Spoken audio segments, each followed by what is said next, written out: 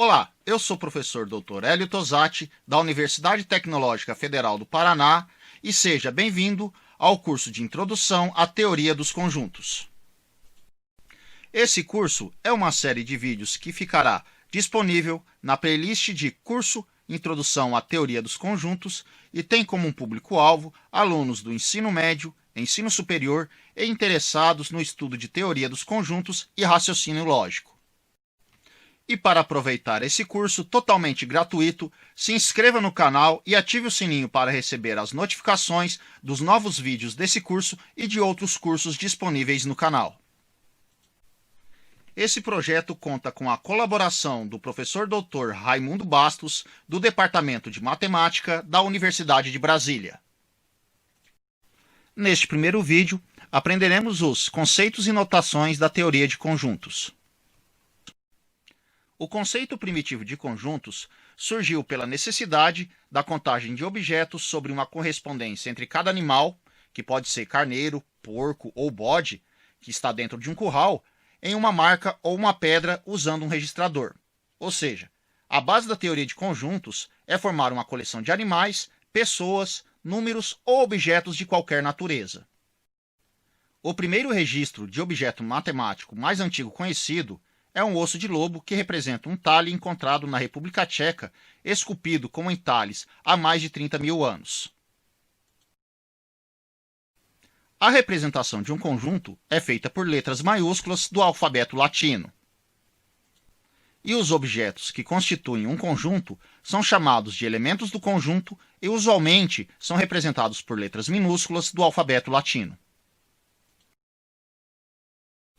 Um conjunto consiste em escrever seus elementos entre chaves separados por vírgula. Chamamos isto de forma tabular do conjunto. Por exemplo, considerando as letras vogais, podemos determinar o conjunto das vogais da seguinte forma: letra maiúscula V igual, abre chaves, A, E, I, O, U e fecha chaves. Mas também definimos um conjunto particular, determinando as propriedades que seus elementos precisam satisfazer. Por exemplo, P é o conjunto dos elementos x, tais que x é um número par. I é o conjunto dos elementos x, tais que x é um número ímpar.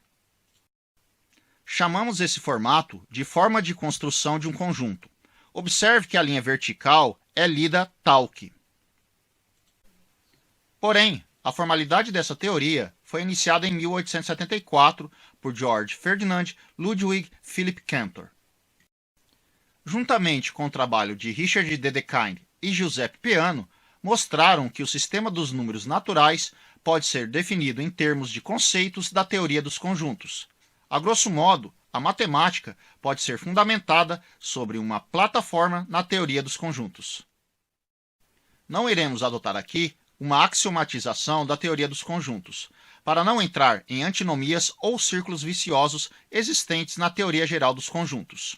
A teoria dos conjuntos de Cantor, que estudaremos, é regida sobre o seguinte conceito: por conjunto, entendemos como sendo uma coleção de objetos definidos e distintos de nossa intuição ou de nosso pensamento, e esses objetos são chamados de elementos do conjunto.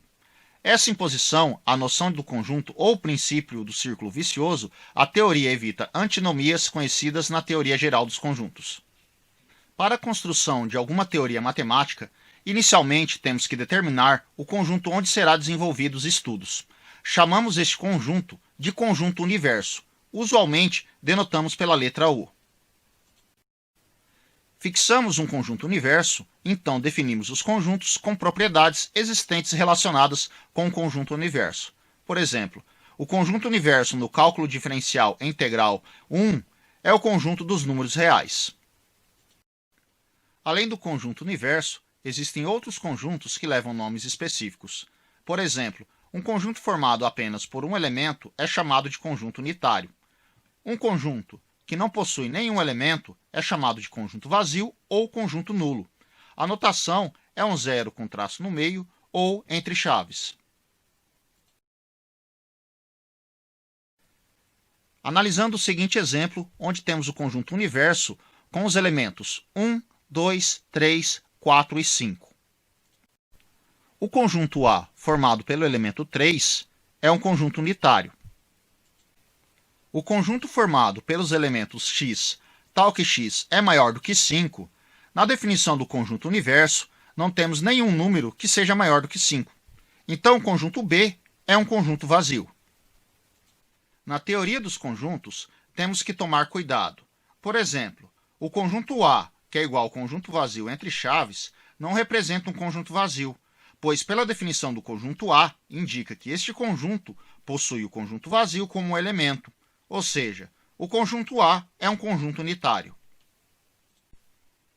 Indicamos a relação de pertinência pelos símbolos pertence e não pertence. Esta relação se estabelece entre elemento e conjunto, e usualmente colocamos uma linha para indicar o sentido oposto ou negativo do mesmo. O símbolo pertence foi estabelecido pelo matemático Giuseppe Peano, que é a letra grega epsilon, e esta é comum em toda matemática para indicar pertinência. Para determinarmos se um elemento pertence ou não a um determinado conjunto, verificaremos se o mesmo está ou não representado no conjunto. Por exemplo, dado o conjunto B, formado pelos elementos 1, 3, A e D, temos que o elemento 3 pertence ao conjunto B. O elemento 2 não pertence ao conjunto B, pois não satisfaz a definição do conjunto. Analogamente, o elemento C também não pertence ao conjunto B, mas o elemento D pertence ao conjunto B.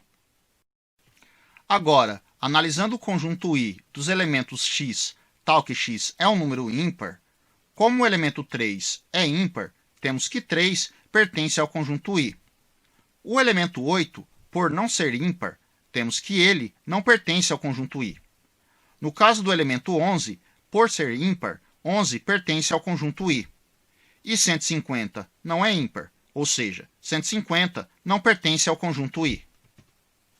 Para determinarmos os elementos de um conjunto segundo a uma proposição, por exemplo, se precisamos determinar o conjunto solução da equação 2x mais 1 igual a 7, primeiro resolvemos a equação.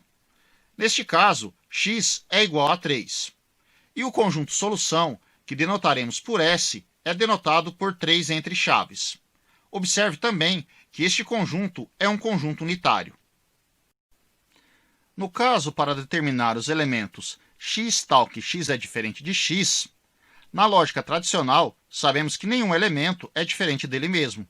Assim, esse conjunto é um conjunto vazio. Fixando o conjunto universo, o conjunto dos números naturais. Para determinarmos os elementos x do conjunto tal que x é ímpar menor que 10, escreve-se entre chaves os elementos 1, 3, 5, 7 e 9. Agora, se é fixado como conjunto universo o conjunto dos números inteiros, para determinar os elementos x do conjunto tal que x é ímpar menor que 10, nesse caso, escrevemos entre chaves 3 pontos, menos 3, menos 1, 1, 3, 5, 7 e 9. Observe que esta não é a única maneira de escrever esse conjunto. Se você sabe escrever de outra forma, escreva nos comentários qual maneira você escreveria este conjunto. E se você gostou do vídeo, curta e compartilhe para seus colegas. Também não esqueça de se inscrever no canal. Obrigado!